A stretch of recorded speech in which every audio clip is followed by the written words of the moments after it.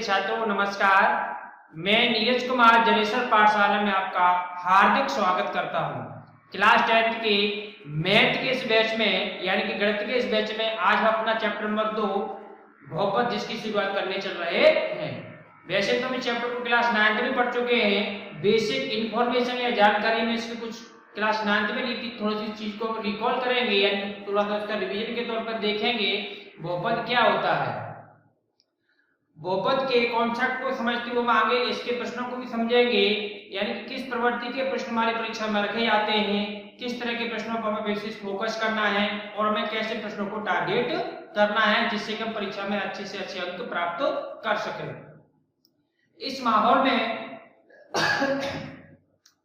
में जब आपको चारों तरफ से एक बहसा लगता है कोरोना का, इस माहौल में हम कैसे पढ़ें, कहाँ जाएं, किससे ट्यूशन या कैसे स्कूल अटेंड कर पाए, ये हमारे लिए बहुत बड़ी समस्या है। तो इसी समस्या का समाधान लेते हुए मैं आपके सामने प्रस्तुत है।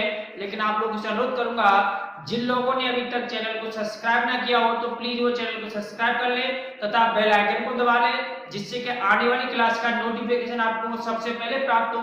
और साथ ही साथ वीडियो को लाइक कर दे और वीडियो को अंत तक ही देखें, जिससे कि चीज आपको सिस्टमैटिक तरीके से पूरी समझ में आ पाए। बीच में स्किप ना करिएगा, वीडियो को पूरा देखिएगा। चलिए तो शुरू करते हैं। बहुपद किसे कहते हैं थोड़ी सी हम चर्चा कर लेते हैं। तो मैंने शब्द यूज किया था बीजीय व्यंजक, या आप नहीं जानते ध्यान से सुन लीजिएगा। बीजीय व्यंजक का मतलब होता है, जैसे आपने बीजगणित के बारे में सुनते हैं कि बीजगणित में हम जब चर तथा अचर राशि को जब दोनों को एक साथ प्रयोग में लाते हैं तो इस प्रकार के बने एक इक्वेशन या समीकरण को आप बीजीय व्यंजक कहते हैं। जैसे हमने लिखा कि 3x + 5 ऐसे हमने कर दिया 15, ठीक है। तो आपका क्या बन गया, एक बीजीय व्यंजक बन गया। क्या बन गया, बीजीय व्यंजक। यदि इसी को मैं ऐसे लिख दिया 2x - 10, अब मैं इसको इस तरह से नोट कर दिया तो ये आपका क्या कहलाएगा, बहुपद कहलाएगा। अब ये बहुपद का मतलब यहाँ पर p लिखा है, p का मतलब होता है पॉलिनोमियल। मैंने कुछ शॉर्ट में नोट कर दिया है। तो जहां जहां हम p को यूज करेंगे तो p का मतलब क्या होगा आपका, वो बहुपद होगा। लेकिन वो किस बीजीय व्यंजक में होगा, x में। तो px का लिखने का यहाँ तात्पर्य ये होता है। तो x मतलब क्या है कि बहुपद किसके फॉर्मेट में, x के रूप में है। और इसका जो इक्वेशन ये बना है बहुपद क्या बना, वो आपको बना 2x - 10। अब इसकी यहाँ कुछ शर्तें होती हैं कि इसमें जो चर राशि x है, चर राशि तो आप जानते होंगे, चर राशि यानी कि वे राशि जिनका मान निश्चित नहीं होता उन्हें क्या कहते हैं, चर राशि कहते हैं। और जिनका मान निश्चित होता है उन्हें क्या कहते हैं, उन्हें हम अचर राशि कहते हैं। तो इसमें एक शर्त होती है कि चर राशि की जो घात है वो कैसी होनी चाहिए, चर राशि की घात ऋणोत्तर पूर्णांक कैसे होनी चाहिए, ऋणोत्तर पूर्णांक।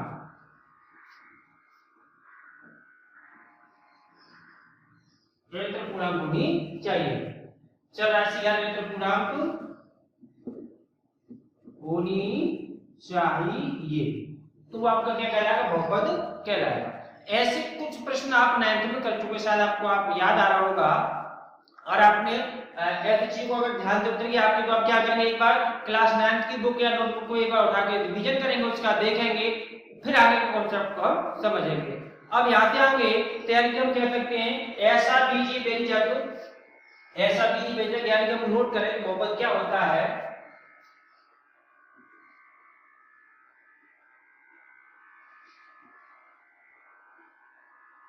बहुपद यानी कि पॉलिनोमियल क्या होता है आपका, तो ऐसा बीजीय व्यंजक, ऐसा बीजीय व्यंजक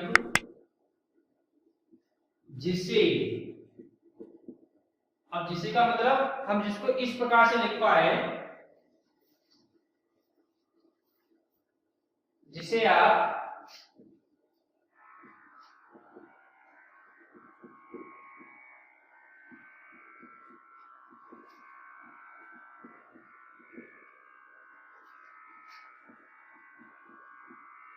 के रूप में लिख सके, यानी कि ऐसा बीजीय व्यंजक जिससे आप a0 + a1 x1 + a2 x2 + a3 x3 + n1 an के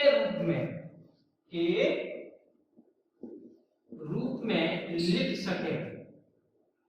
लिख सके वो क्या कहलाता है? आपका बहुपद कहलाता है। क्या कहलाता है? बहुपद कहलाता है। जहां इसकी शर्त होगी,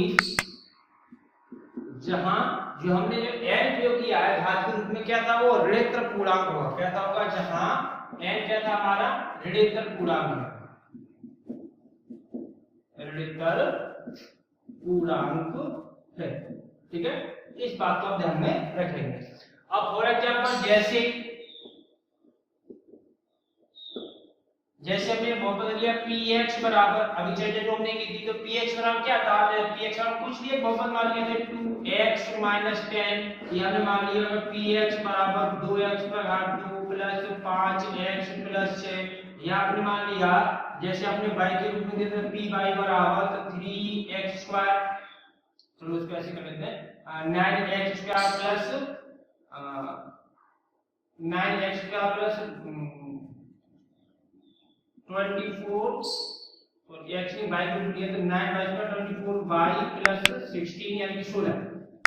तो ये सारे बार क्या होंगे? बहुपद होंगे। क्या होंगे? बहुपद। कैसे? सारे के सारे हमारा क्या दिखाई दे? बीजी व्यंजक है। लेकिन बीजी व्यंजक क्या है? n यानी जो घातांक, मतलब जो घात का अंक है x या y हम जिसको हम देखेंगे उसमें जो घात के अंक लगे हुए हैं वो सब कैसे ना ऋणोत्तर पूर्णांक है। ऋणोत्तर पूर्णांक का मतलब इन पर जो घात है वो नेगेटिव ना हो, बस इतना सा आप सीधे सीधे शॉर्ट में चीज को याद रखिए। वैसे आप ऋणोत्तर पूर्णांक कैसे कहते हैं कि ऋण से उत्तर, यानी कि ऋण की संख्या होती है उनके बाद में आने वाली संख्या को हम क्या कहते हैं? ऋणोत्तर पूर्णांक कहते हैं। तो जब हम पूर्णांक पढ़ते हैं तो पूर्णांक में क्या होता है? पूर्णांक में मास की संख्या भी होती है, प्लस की भी होती है और जीरो भी होता है ना। ऐसे पीछे हम चर्चा कर भी चुके पिछली वीडियो के माध्यम से, जहां हमने सीखा था ऋणोत्तर पूर्णांक क्या होता है। तो यानी ये मान लीजिए आप घात जीरो भी हो सकती है, प्लस के 1 प्लस के 2 प्लस के 3, ये सारी संख्या हो सकती है, ऋणोत्तर पूर्णांक हो सकते हैं।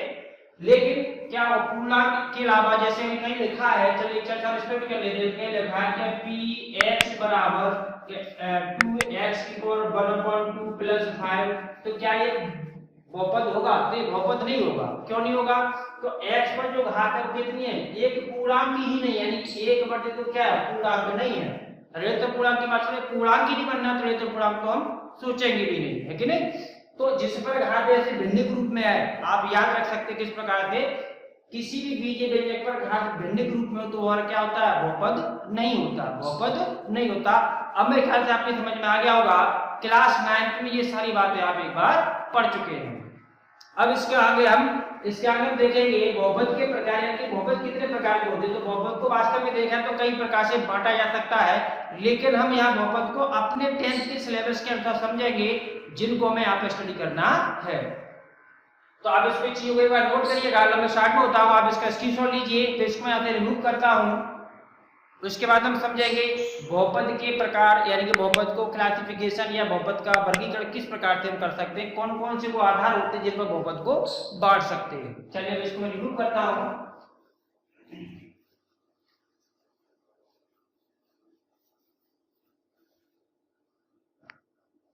तो बहुपद के प्रकार,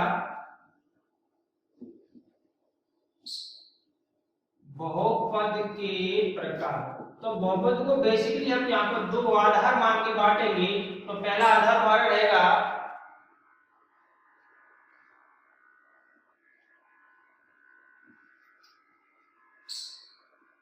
घातों के आधार पर। किस पर? घातों के आधार पर पहला वर्गीकरण इसके आधार पर करेंगे, यानी कि नंबर 1, और नंबर 2 किसके आधार पर करेंगे? नंबर 2 हम करेंगे इसका पदों के आधार पर या पदों की संख्या के आधार पर। ठीक है, पदों की संख्या या पदों के आधार पर, संख्या के आधार पर, इस पर पदों की संख्या के आधार पर। यानी कि किसी बहुपद में कितने पद हैं? एक पद है या दो पद है या तीन पद है या एक भी पद नहीं है। जब एक भी पद नहीं होता उसको हम शून्य बहुपद कहते हैं। एक पद होता है उसको हम एक पदी बहुपद कहते हैं। दो पद होते हैं उसको दो पदी कहते हैं। तीन पद होता है त्रिपदी बहुपद कहते हैं। ठीक है, इस प्रकार से पदों के आधार पर उसको हम सीखेंगे। इधर घातों के आधार पर, यानी कि घात जो अपना चर राशि है, यानी कि x y z जिन अक्षरों को हम प्रयोग में ला रहे हैं, उन पर घात कितनी है है कि नहीं। और उसमें घात 1 है तो रैखिक बहुपद होगा, घात 2 है तो द्विघात बहुपद होगा, घात 3 है तो त्रिघात बहुपद होगा। और ऐसे कुछ कुछ कॉन्सेप्ट आप पिछली क्लासों के माध्यम से पढ़ चुके हैं। तो उसी आधार पर हम क्या करते हैं, इस चीज को आगे बढ़ाते हैं। तो घातों के आधार पर इसमें पहला वर्गीकरण इसका रहेगा, तो इसको मैं नंबर ये दे रहा हूं। सबसे पहले आपको कौन सा आएगा, रैखिक। कौन सा वाला आएगा, रैखिक बहुपद, रैखिक बहुपद। अब रैखिक बहुपद में क्या होगा, रैखिक बहुपद में ऐसा बहुपद जिसमें चर राशि की घात कितनी हो, 1 हो, है ना। ऐसा बहुपद, ऐसा बहुपद जिसमें चर राशि कौन सी, x या y, ये बात ठीक है ना, मैंने ब्लैक में मेंशन कर लिया है x या y। ऐसा बहुपद जिसमें चर राशि यानी x या y की घात या घातांक हम कहते हैं, घातांक कितना हो, 1 हो, है ना। घात कितनी हो हमारी, घात 1 हो, उसे आप क्या कहेंगे, उसे रैखिक बहुपद कहते हैं। क्या कहते हैं उसे, हम रैखिक बहुपद कहते हैं।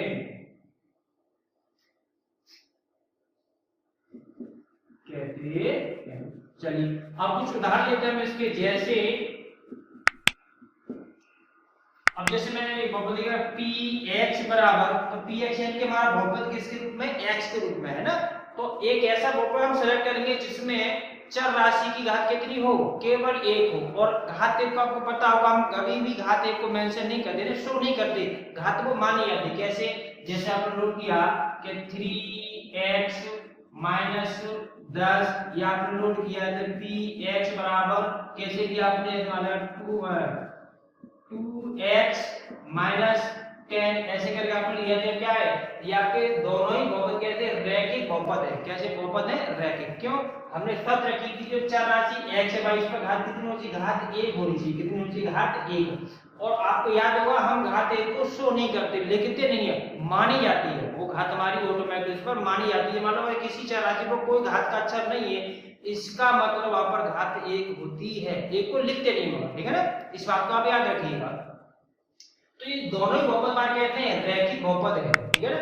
अब रैखिक बहुपद की हम स्टैंडर्ड फॉर्म की बात करते हैं, आपको यहां पर लिख दे रहा हूं। तो px बराबर क्या होगा आपका, ax + b, ये इसकी स्टैंडर्ड फॉर्म होगी, जिसे आपको याद रखना है। इसमें शर्त रहेगी कि आपका a तथा b क्या, हमारी a तथा b क्या है, वास्तविक संख्या है। a तथा b क्या है, हमारी वास्तविक, a तथा b कहते हैं वास्तविक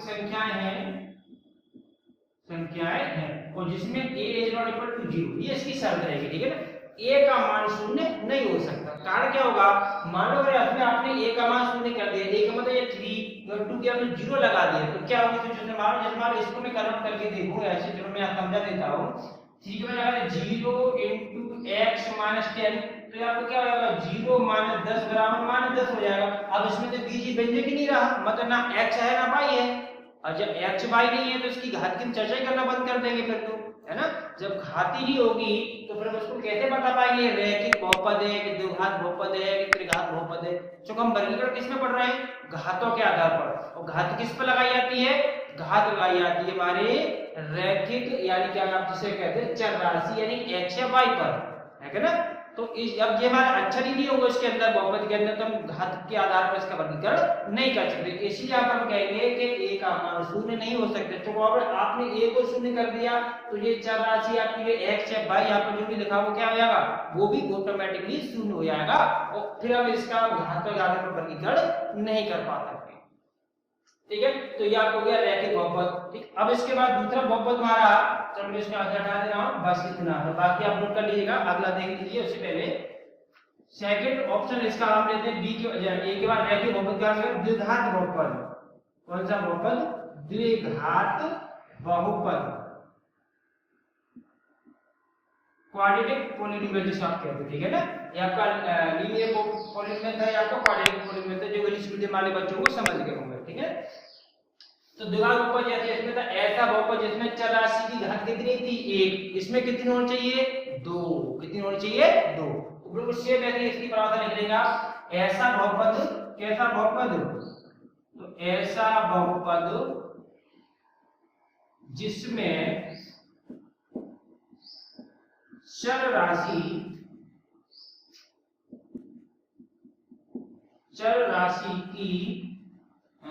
राशि की घात कितनी हो आपकी 2, तो उसे द्विघात, तो उसे हम क्या कहेंगे द्विघात बहुपद, तो उसे द्विघात बहुपद कहते हैं। ठीक है ना। चलिए अब इसके जैसे हमने इसकी स्टैंडर्ड फॉर्म लिखी है कि सारे के सारे रैखिक बहुपद इस फॉर्मेट में इस रूप में पाए जाते हैं कि नहीं। सेम उसी प्रकार से सारे के सारे द्विघात बहुपद भी उसका भी कोई ना कोई स्टैंडर्ड फॉर्म होगा, क्यों नहीं, व्हाई नॉट, बिल्कुल होगा। तो क्या होगा, मैं इसको यहाँ पर मेंशन कर दे रहा हूँ यहाँ पर बॉक्स में, तो होगा आपका क्या होगा px बराबर आपका रहेगा ax square plus bx plus c, यानी कि इस प्रकार का क्या होगा, सारे के सारे द्विघात बहुपद इस फॉर्मेट में आपको मिलेंगे, इस फॉर्मेट में मिलेंगे ax का प्लस bx प्लस c इस फॉर्मेट में मिलेंगे। यानी इसमें जो चर राशि हमारी x है उसका अधिकतम घात कितनी होनी चाहिए 2। जैसे आप ध्यान दीजिएगा यहाँ पर थोड़ा ध्यान से, इसमें x को मैंने 2 जगह मेंशन किया हुआ है, यहाँ पर x की घात 2, यहाँ पर x की घात 1 है, तो जिसकी घात बड़ी होती है वही उस बहुपद की घात मानी जाती है, और उस घात को ही पकड़ के हम क्या कहते हैं, यानी घात को आधार मानकर इसका क्या करें, यहाँ पर ये वर्गीकरण पढ़ रहे हैं। जब अधिकतम घात कितनी है 2, कितनी है 2, जब अधिकतम घात 2 तो हम इसे किस प्रकार का बहुपद घोषित करेंगे, फिर तो हम इसको द्विघात बहुपद ही कहेंगे। तो हमने क्या लिखा, हमने सीखा कि ऐसा बहुपद जिसमें चर राशि की घात 2 हो तो उसे हम क्या कहते हैं, उसे द्विघात बहुपद कहते हैं। अब इसका ये वास्तविक फॉर्मेट है, यहाँ पे जो शर्त थी a और b क्या थे हमारे, a और b वास्तविक संख्या है, तो यहाँ भी तुम्हारा a और b वही रहेंगे, यहाँ भी हमारा a और b c, यहाँ पर 3 डिजिट आ गए हमारे a b और c, तीनों के तीनों वास्तविक संख्या होगी। और यहाँ की शर्त ये है कि यहाँ पर a का मान शून्य नहीं हो सकता, ठीक है। तो यहाँ पर इसके आगे हम लिख लेंगे क्या कि जहां पर a b और c कैसी संख्या हमारी वास्तविक संख्या की तरह व्यवहार करेंगे, यानी कि वास्तविक संख्या ही है, ये मान के चलिए आप a b और c कहती है हमारी वास्तविक संख्याएं हैं, तथा का मतलब और एक शब्द इसमें क्या है कि a is not equal to 0, यानी कि a का मान शून्य नहीं हो सकता, ठीक है। तो अब इसके कुछ उदाहरण देख लेते हैं जिससे हम इसको समझ पाए क्लियरली कि वास्तव में द्विघात बहुपद किस प्रकार का होता है। चलिए इसका उदाहरण देखते हैं। तो जैसे हमने px बराबर है ना, तो हमने लिखा x square plus 5x plus 6।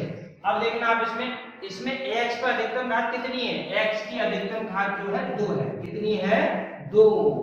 वैसे हालांकि x हमारे यहाँ भी दिया हुआ है, लेकिन उस पर घात कितनी है 1। अभी भी हमने बताया था जिसे बीजीय व्यंजक पर या चर राशि हम कहते हैं, यदि कोई घात नहीं होती तो वहां पर घात 1 मानी जाती है। तो यहाँ पर हमारे 2x है, देखिए आप ध्यान दें, यहाँ पर x पर घात 2 तो 1x का आपको ये हो गया।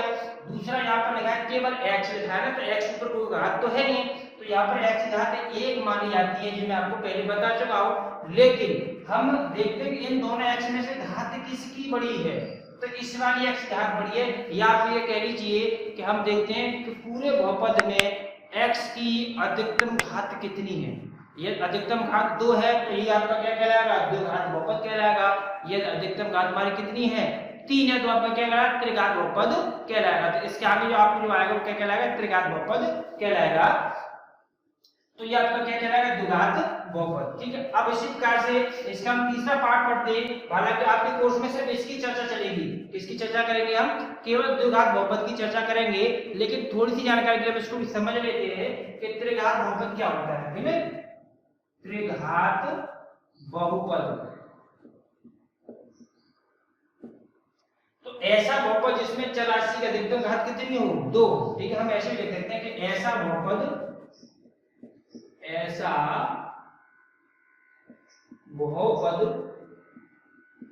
जिसमें चर राशि की अधिकतम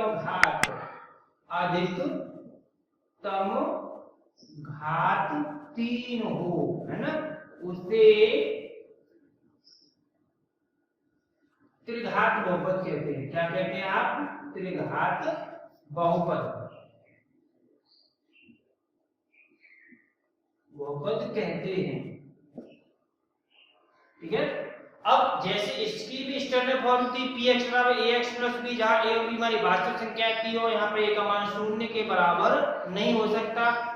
उसी प्रकार से आपकी यहाँ भी एक स्टैंडर्ड फॉर्म थी इसकी, क्या px बराबर ax square plus bx plus c, जहां a b c हमारी क्या वास्तविक संख्या है तथा b का मान शून्य, a का मान शून्य नहीं हो सकता। सेम इसी प्रकार से आपको यहाँ भी क्या हुआ, इसकी भी स्टैंडर्ड फॉर्म होगी। हालांकि इससे आगे मैं नहीं पढ़ना, इसकी आपकी स्टैंडर्ड फॉर्म समझ लीजिए। ठीक है। तो px बराबर क्या होगा आपका, तो a x पर घात 3 प्लस b x पर घात 2 plus c x plus d, जहां a b c एवं d आपकी क्या कहलाएंगी, सेम उसी प्रकार की वास्तविक संख्या होगी तथा जहां भी a का मान शून्य नहीं हो सकता। तो इतना ही वर्गीकरण आपके स्टैंडर्ड यानी 10th के हिसाब से काफी था। इसके बाद हम इसके दूसरा पार्ट पढ़ेंगे, क्या पदों की संख्या के आधार पर या पदों के आधार पर हमारे बहुपद कितने प्रकार के होते हैं। तो जल्दी से आप इसे पेन डाउन करिए, यानी कि अपने कॉपी में नोट करिएगा। उसके आगे पे उसको हम देखते हैं कि इसके अन्य प्रकार किस प्रकार से बनते हैं। चलिए, तो दूसरा प्रकार था हमारा पदों की संख्या के आधार पर, है ना। तो नंबर 2, पदों की संख्या के आधार पर हमारे बहुपद कौन कौन से बनते हैं, जिसके हम यहाँ पर चर्चा करेंगे, वो हम सीखेंगे। तो पदों की संख्या के आधार पर, ठीक है ना, पदों की संख्या के आधार पर इसका वर्गीकरण देखेंगे। लेकिन पदों को हम किस प्रकार से काउंट करेंगे, किस प्रकार से गिनेंगे, इस बात को लेकर काफी कंफ्यूजन रहता है। जब हम कई छात्रों को ऑफलाइन पढ़ाते हैं तो हमने देखा, हम उनको पद पूछते हुए पदों को गिनना नहीं समझ पाते। कैसे नहीं समझ, आप समझ लीजिएगा। जैसे मैंने आपसे कहा कि x प्लस 3 तो x प्लस 3x प्लस 5, तो उसमें कितने पद हैं बताना।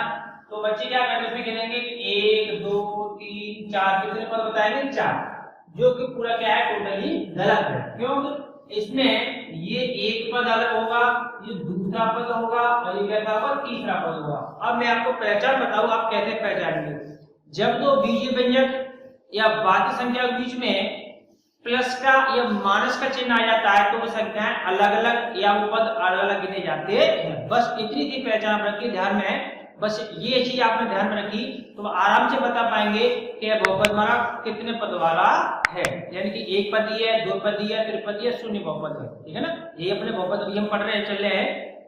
ठीक है, चलिए, तो सबसे पहला इसका हम प्रकार लेते हैं एक पदी बहुपद। बोलने वाले एक पदी बहुपद। तो एक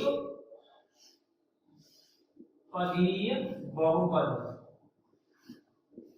अब एक पदी बहुपद क्या था, बहुपद तो ऐसा बहुपद जिसमें पदों की संख्या कितनी हो, केवल और केवल एक हो। कितने बहुपद हो, मात्र एक बहुपद हो, तो उसे हम क्या कहते हैं, एक पदी बहुपद कहते हैं। कि कौन सा बहुपद कहेंगे उसे हम, एक पदी बहुपद कहते हैं। तो एक बहुपद क्या होगा कि ऐसा बहुपद जिसमें पदों की संख्या केवल एक हो। कितनी हो, केवल एक हो। तो कौन सा बहुपद कहलाता है,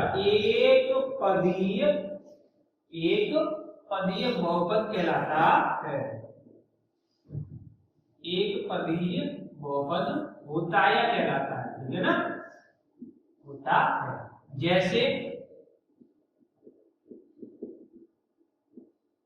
हमने आपने लिखा, जैसे px यानी कि बहुपद x के रूप में कौन सा, जैसे आपने लिख दिया है 8x। अब 8x में आप 8 और x को देके दो पद मत गिन लेना। कितने पद है, मात्र एक ही पद है कि नहीं। चूंकि 8 और x के बीच में क्या गुणा का चिन्ह माना है तो उसको हम 8x लिखते हैं। ठीक उसी प्रकार से जिस प्रकार से मैं लिखा कि 2 गुणा 3 बराबर 6। अब बताओ इसको आप क्या दो अंक गिनेंगे, क्या दो संख्या गिन सकते हैं आप, इसे नहीं गिन सकते। हाँ, इसके लिए गुणनखंड तो हो सकते हैं, लेकिन ये संख्या तुम्हारी एक ही है, यानी कि एक ही पद है। अब आपकी समझ में आ गया होगा कि हम पदों को किस प्रकार से मेंशन करते हैं, किस प्रकार से गिनते हैं। ठीक है, तो 8x को हम केवल एक पद ही पढ़ेंगे। क्या पढ़ेंगे हम? एक पद, अर्थात हमारा किस प्रकार का बहुपद बन जाएगा? एक पदी बहुपद बन जाएगा। ठीक है, चलिए इसके बाद चलो इसका एक उदाहरण लेता हूं। जैसे अगर मैंने लिख दिया कि px बराबर केवल मैं लिख दिया कि 2x स्क्वायर, 2x स्क्वायर, तो ये बात कौन सा बहुपद कहलाएगा? ये भी आपका एक पदी बहुपद होगा। अब यहाँ पर आप कंफ्यूज ये मत हो जाए कि मैंने यहाँ पर घात 2 लगा दी है। हमें यहाँ पर घात से मतलब नहीं है, ये तो पदों के आधार पर वर्गीकरण किया जाता है। या आपको पदों के आधार पर बहुपद के बारे में पूछा जाता है, सिर्फ आप पद गिनेंगे, घात पर कोई ध्यान नहीं देंगे। जब घात के आधार पर पूछा जाएगा तब घात पर फोकस करेंगे, पद नहीं गिनेंगे। ठीक है ना, ये दोनों बात आप ध्यान रखेंगे। जब घातों के आधार पर वर्गीकरण पूछा जाएगा तो आप घातों पर फोकस करेंगे, पदों पर कोई ध्यान नहीं देंगे। जब पदों के आधार पर पूछा जाएगा तो आप क्या करेंगे? पदों पर ध्यान देंगे, तब उसकी घात को नहीं देखेंगे। ठीक है, चलिए अच्छा, तो ये आपका क्या हो गया? ये भी आपका एक पदी बहुपद है, ये भी कहता है आपका एक पदी बहुपद है। ठीक है ना, ये दोनों ले दिया। मान लो px बराबर केवल कर दे रहा हूं 3x की पावर 0, इसी को क्या करते हैं? क्या 3 है ना। तो ये बहुपद आपका कभी कभी आपको इस प्रकार से लिखा मिल सकता है। तो आपको यहाँ पर कंफ्यूज करने के लिए कभी दैट क्या है, मान लो px बराबर 3 लिख देंगे। अब कहेंगे सर इसमें तो x है ही नहीं। अरे हाँ है क्यों नहीं? देखिए आप याद ध्यान से, x की पावर 0, x की पावर 0 मतलब क्या होता है? 1 होता है। क्या होता है? 1। यानी कि किसी भी पद पर या किसी भी संख्या पर जो घात शून्य होती है तो उसका मान कितना होता है? उसकी वैल्यू 1 होती है। साधारण पिछली क्लास में पढ़ा हुआ, जैसे मैंने कहा कि 10 पे घात 0 बराबर 1 कितना होता है? 1। इसी को मैं कह दूं तो 100 पे घात 0 बराबर तभी कितना होगा? 1 होगा। ये हमने लिख दिया कि x पे घात 0 बराबर तभी कितना रहेगा? 1 रहेगा। तो यही x पे घात 0 आपके यहाँ पर छिपा रहता है, जो उसको पेपर में या प्रश्नों में नहीं बताया जाता, जहां से आपको उलझाने की कोशिश की जाती है। ठीक है ना, तो आप इस बात को ध्यान रखिएगा। जो केवल 3 या कोई भी आपका अंक लिखा है, 8 या 16 15 32 जो भी लिखा हो, ठीक है, वो आपका एक पद ही माना जाएगा। और इस प्रकार के बहुपद को क्या कहते हैं? एक पदी बहुपद कहते हैं। ठीक है, इसका दूसरा प्रकार द्विपदी बहुपद। कौन सा बहुपद? द्विपदी बहुपद। द्विपदी बहुपद। अब द्विपदी बहुपद में क्या होगा कि ऐसा बहुपद जिसमें पदों की संख्या कितनी हो? 2 हो। कैसी हो? 2। तो ऐसा बहुपद जिसमें पदों की कितनी?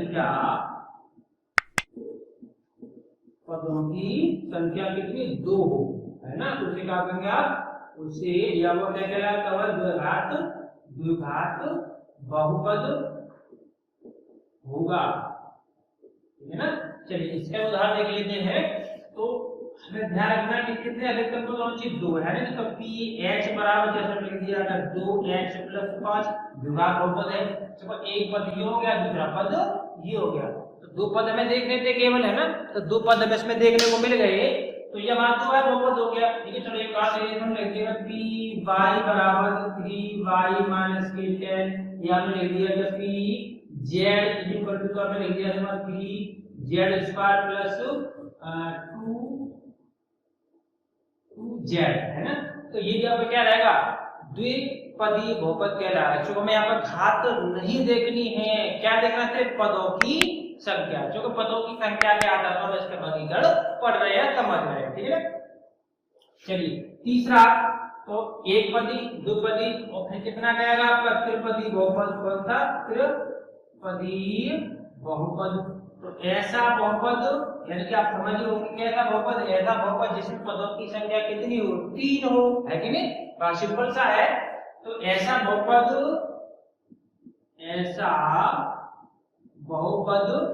जिसमें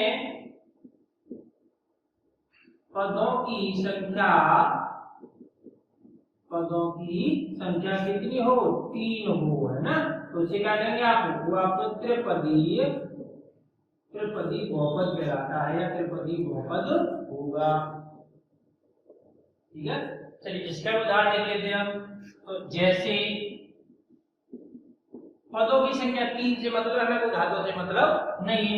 जैसे मान लो मैं लिख दिया कि px बराबर x square plus 5x plus 6 कर दिया, और पद कितने घात नहीं देखनी, तो कितने पद है आपके 1 2 3, तो मतलब x बराबर तो 5x के बीच में प्लस का चिन्ह है, तो ये वाला पद अलग और प्लस लग गया, ये वाला पद अलग और प्लस लग गया, ये वाला पद अलग हो गया। ठीक है, जैसे मैंने मान लिया लिख दिया कि p y बराबर कर दिया क्या y स्क्वायर है ना, क्या करके y स्क्वायर माइनस y और माइनस का कर दिया मान लो 6 है ना, क्या कर दिया माइनस का 6, तो ये आपका किस प्रकार बहुपद कहलाएगा, ये भी हमारा त्रिपदी बहुपद कहलाएगा, क्योंकि इसमें हमें घात नहीं देखनी है। ध्यान रखना, मैं आपको चीज को बार बार बता रहा हूँ, यहाँ पर हमें क्या घात नहीं देखनी है, सिर्फ पदों की संख्या देखनी है, यानी ये देखना है क्या दो संख्या के बीच में प्लस का या माइनस का चिन्ह है, तो पद अलग अलग लिखे जाते हैं। तो यह हो गया एक पदी, दो पदी और त्रिपदी। इसके बाद एक और देख लीजिए आप, बस आपकी तरह काटती है शून्य बहुपद। कौन सा बहुपद, शून्य बहुपद।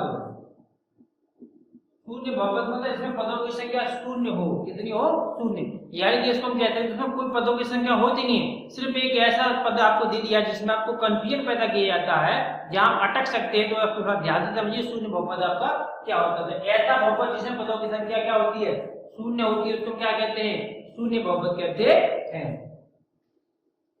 तो ऐसा बहुपद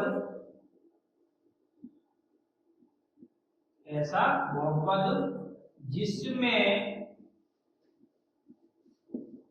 पदों की संख्या कितनी हो, पदों की संख्या शून्य या 0 है ना, शून्य हो, तो उसे क्या कहेंगे हम, शून्य बहुपद कहते हैं। क्या कहते हैं, शून्य बहुपद होगा या शून्य बहुपद कहते हैं, ठीक है ना, होगा। जैसे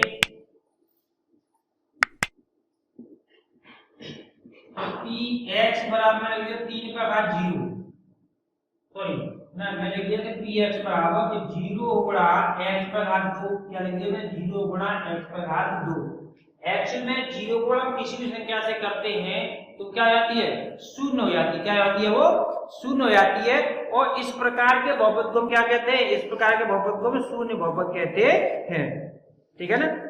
अब कुल मिला के हमने पदों के आधार पर देखा, तो हमने देखा पर 4 प्रकार के बहुपद मैंने आपको बताए, तो आपके कोर्स में इतना ही काफी है, इतना ही काफी रहेगा।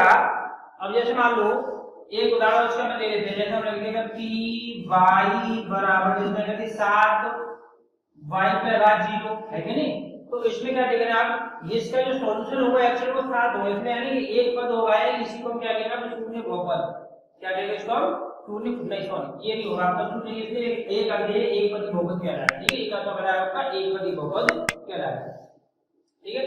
तो ये आपका हो गया एक पदी बहुपद, द्विपदी बहुपद, त्रिपदी बहुपद और शून्य बहुपद, ठीक है। अब यहाँ तक की चीज आपके समझ में आई, इसके आगे हम आपकी प्रश्नावली को कुछ महत्वपूर्ण प्रश्नों को लेकर चलेंगे, और आपको अगर वीडियो सही लगी हो, अच्छी लगी, तो प्लीज इसको शेयर कीजिए अधिक से अधिक लोगों के बीच में, अपने दोस्तों में और अपने रिश्तेदारी में, जहां पर आपके साथ के बच्चे 9th या 10th स्टैंडर्ड में पढ़ते हैं, उन्हें भी चैनल के बारे में बताइएगा, जिससे कि उन्हें भी अधिक से अधिक इसका लाभ मिले इस कोरोना काल में, जहां पर आपकी स्कूलिंग आपकी बंद है, यानी कि आपके स्कूल खुल नहीं रहे, लेकिन आपकी शिक्षा को हम पूरी तरह से ध्यान रख रहे हैं, हर हफ्ता को हम ध्यान रखेंगे, और अभी नहीं, हम आपकी बोर्ड परीक्षा तक सारे महत्वपूर्ण टॉपिक को पढ़ाएंगे, सारे महत्वपूर्ण प्रश्नों को आपको बताएंगे, ठीक है ना। तो आप क्या करें, चीज को अधिक से शेयर करिए, और अभी तक आपने चैनल को सब्सक्राइब ना किया हो तो प्लीज चैनल को सब्सक्राइब करें तथा बेल आइकन को दबा लें, जिससे कि आने वाली क्लासों का नोटिफिकेशन सीधे सीधे आपको मिलता रहे। धन्यवाद।